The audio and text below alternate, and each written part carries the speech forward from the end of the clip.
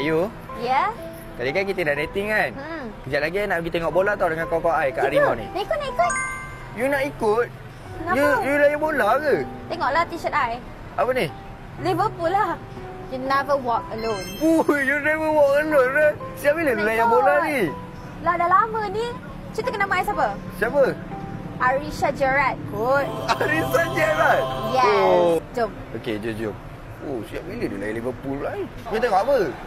Selalu tengok bola kat Mama.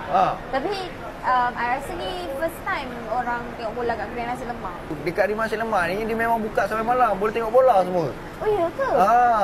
Habis tu bola kan habis lambat. Lepas tu kedai ni tutup sampai pukul 3 pagi tau. 3 pagi? Serius tak? Serius. Oh, okey lah macam tu. Kan? Wah, sedap ya. Sedap kan? Yang lagi best lagi Harimau ni, hari ni hari Sabtu, 9 malam sampai 3 pagi. Dia bagi balado cheese fry ni 50%. Oh ya? Dia special. Special kan? By the way, malam ni Liverpool lawan Terengganu kan? Uish, Liverpool lawan Terengganu? Salah ke? You kata you minat Liverpool. Okey, sebut satu nama player Liverpool. Safi Salim.